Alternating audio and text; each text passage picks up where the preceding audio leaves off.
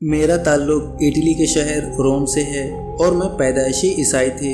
اللہ کا شکر ہے جس نے مجھے ہدایت دی اور میں نے اسلام قبول کیا۔ الحمدللہ میں اسلام قبول کر کے بہت ہی خوشگوار، مطمئن اور خوش و خرم زندگی گزار رہی ہوں، اور اللہ کے فضل سے میں نے حال ہی میں اسلام کا پیغام دوسرے لوگوں تک پھیلانے کا سلسلہ شروع کیا ہے، اور میں چاہتی ہوں کہ وہ نعمت جو مجھے ملی ہے اسے دوسروں تک پھیلاؤں، اور یہ کہ دوسروں کے لیے اسلام کے حوالے سے رہنمائی کرنا اور مدد کرنا دراصل یہ میرے اپنے فائدے میں ہے۔ اس سے میرے اپنے ایمان میں، اسلام پر عمل درآمد میں اضافہ ہوگا انشاءاللہ۔ دوستو، آگے بڑھنے سے پہلے اگر آپ نے ابھی تک ہمارا چینل سبسکرائب نہیں کیا ہے تو اسے سبسکرائب کر دیں، کیونکہ ہم ہر روز ایسے ہی ایک ریورٹ مسلم کی ویڈیو لے کر آتے ہیں۔ میں اپنی کہانی بیان کروں تو میں پیدائشی کیتھولک عیسائی تھی، جیسا کہ روم کے سارے ہی عیسائی کیتھولک فرقے سے تعلق رکھتے ہیں، اور میں بچپن سے ہی اپنے والدین کے نقش قدم پر چلتے ہوئے اللہ تعالیٰ کے ساتھ ساتھ حضرت عیسیٰ اور حضرت مریم علیہ السلام کی بھی عبادت کرتی تھی۔ مگر میں جیسے جیسے بڑی ہوتی گئی مجھے یہ بات بہت عجیب لگتی تھی کہ مریم بھی خدا ہے، عیسیٰ علیہ السلام بھی خدا ہے، اور اللہ تعالیٰ بھی خدا ہے۔ تینوں کے پاس خدا کی پاور ہے، اور پھر تینوں مل کر ایک ہی خدا ہے۔ مطلب کہ یہ کوئی لاجیکل بات نہیں تھی۔ میں اکثر سوچتی تھی اگر میرا اور میری فرینڈ کا کسی بات پر جھگڑا ہو جائے اور میں مریم سے دعا مانگوں کہ کاش ایسا ہو جائے، اور میری فرینڈ یسوع مسیح سے یا اللہ سے دعا مانگے کہ ایسا نہ ہو، تو کس کی دعا قبول ہوگی؟ کس کے پاس زیادہ پاور ہے، مریم کے پاس، عیسیٰ کے پاس یا اللہ کے پاس؟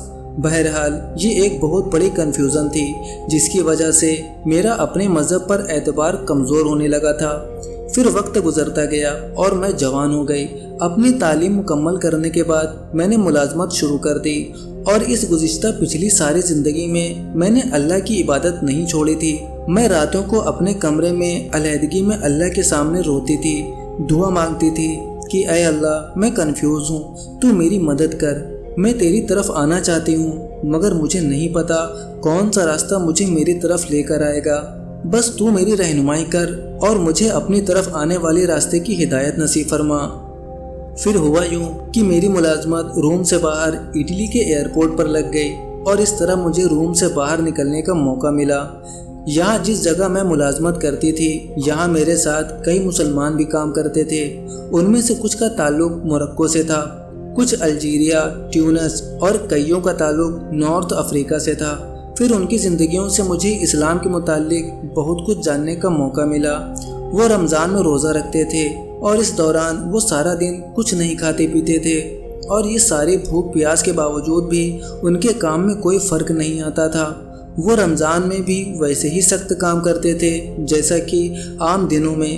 اس کے علاوہ اسلام کی تعلیمات کے متعلق اور بھی بہت کچھ پتہ چلا کہ اسلام میں کن کن چیزوں سے روکا گیا ہے، اور اسلام میں کیا حرام ہے اور کیا حلال، وغیرہ وغیرہ۔ میری زندگی میں بڑی تبدیلی اس وقت آئی جب میں ایک دن ایک بس میں اپنی بہن کے ساتھ سفر کر رہی تھی، اور وہاں میری ملاقات ایک اٹالین لیڈی سے ہوئی جو کہ کنورٹڈ مسلم تھی، اور میں پہلی مرتبہ کسی اٹالین مسلم سے ملی۔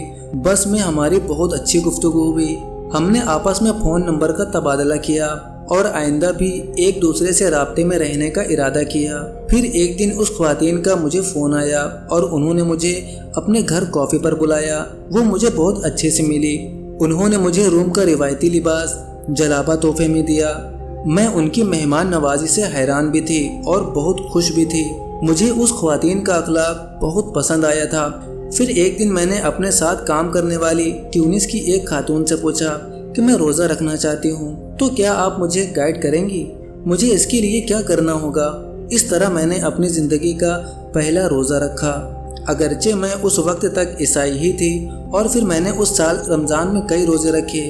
پھر ایک دن میرے دل میں خیال پیدا ہوا کہ کیا اس طرح روزے رکھنے سے مجھے اجر ملے گا، جبکہ میں اللہ کی عبادت نہیں کر رہی اور نماز بھی نہیں پڑھ رہی؟ تو میرے دل سے آواز آئی کہ نہیں، اس طرح تو روزہ بیکار ہے اگر تم نماز نہیں پڑھو گی۔ پھر میں نے باقاعدہ نماز سیکھنا شروع کیا، اور سب سے زیادہ حیرانگی کی بات یہ تھی کہ مجھے یہ سب کرنے کے لیے کسی نے نہیں کہا تھا، بس میرے اندر سے آواز آتی تھی کہ مجھے یہ کرنا چاہیے، اور میں کرنے لگتی تھی۔ آپ سچ جانیے تو میں 21 سال سے عیسائیوں والی عبادت کرتی رہی تھی اور مجھے کبھی بھی عبادت میں وہ سکون نہیں ملا تھا جو مجھے پہلے ہی دن نماز پڑھنے سے ملا۔ آپ لوگ عربی میں جو لفظ استعمال کرتے ہیں خشوع، جس کا مطلب ہے پوری توجہ سے اللہ کی طرف متوجہ ہو جانا، یہ چیز ہمارے چرچ میں نہیں پائی جاتی ہے اور نہ سکھائی جاتی ہے۔ اگرچہ میں عیسائی تھی مگر مجھے روزے اور نماز سے جو سکون مل رہا تھا وہ سکون ناقابل بیان تھا۔ مگر میرے اندر اصل تبدیلی قرآن سے آئی اور میں نے محسوس کیا کہ اب مجھے اسلام قبول کر لینا چاہیے۔ ہوا کچھ یوں کہ میں کبھی کبھار قرآن کا مطالعہ بھی کر لیتی تھی۔ میں کوئی ریگولر قرآن کی اسٹوڈنٹ نہیں تھی مگر جب کبھی بھی موقع ملتا اور موڈ ہوتا میں قرآن کا انگلش ترجمہ پڑھتی رہتی تھی۔ سب سے پہلے میں نے سورہ بقرہ پڑھی، اگرچہ اس سے پہلے میں نے سورہ فاتحہ زبانی یاد کر لی تھی مگر اس وقت میرا فوکس اس کا ترجمہ سمجھنے پر نہیں تھا بلکہ میرا فوکس صحیح عربی پڑھنے پر تھا تاکہ میں نماز پڑھ سکوں۔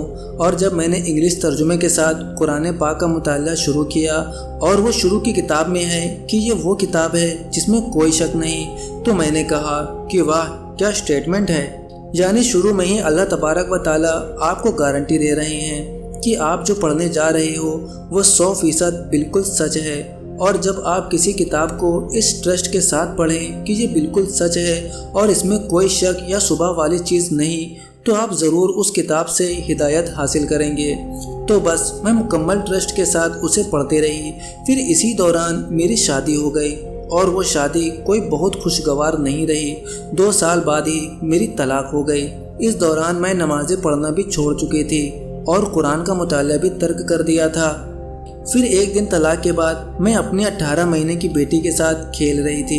مجھے اچانک قرآن کا خیال آیا اور میں نے قرآن کا دوبارہ مطالعہ شروع کیا۔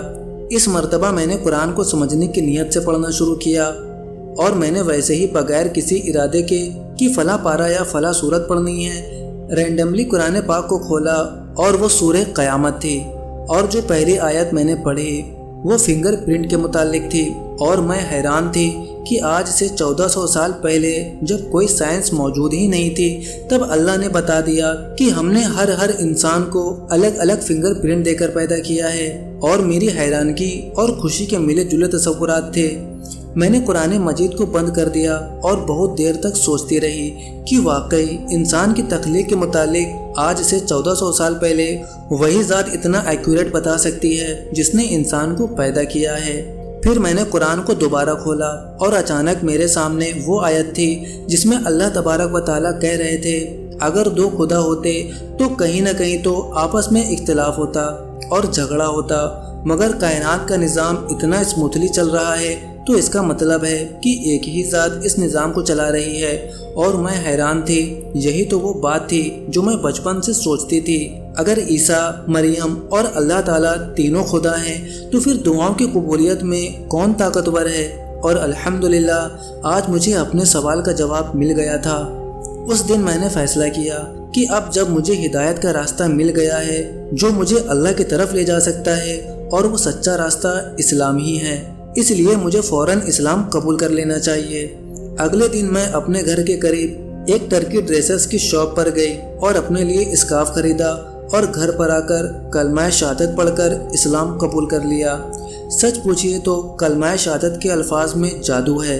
یہ کلمات پڑھ کر ایک غیر مسلم اپنے اندر کیا تبدیلی محسوس کرتا ہے وہ الفاظ میں بیان نہیں کیا جا سکتا۔ الحمدللہ میں پچھلے 15 سال سے مسلمان ہوں اور بہت ہی خوشگوار اور خوشحال زندگی گزار رہی ہوں۔ But after that, I started reading Surah Baqarah, and there was another ayah of the Quran in Surah Qiyamah. So there were 2 actually. One was when Allah says in Surah Baqarah, and this is the book where there is no doubt. That ayah, right, I felt like, wow, this is such a strong statement. If this is right, whatever is in this book is right. So that gave me tawakkul, like to trust Allah. I said, if Allah says that this is a book where there is no doubt, then I can trust everything else. شادی شدہ زندگی خراب نہ ہونے دیں، اپنائیے افریقہ کی جڑی بوٹیوں سے بنی یہ بہت ہی کامیاب آیورویدک دوا، کیونکہ پروسوں میں مردانہ کمزوری کبھی بھی آ سکتی ہے اور ہماری ہنسی خوشی زندگی بھی غموں میں تبدیل ہو جاتی ہے اور اکثر یہی وجہ دوریوں کا باعث بنتی ہے۔ تو دوستو اگر آپ بھی اس طرح کی پریشانیوں سے جوجھ رہے ہیں تو ہم سے واٹس ایپ پر رابطہ کریں۔ صرف 1 ہی مہینہ اس دوا کو کھانی ہوتی ہے، اس کے بعد بیماری جڑ سے ختم ہو جاتی ہے۔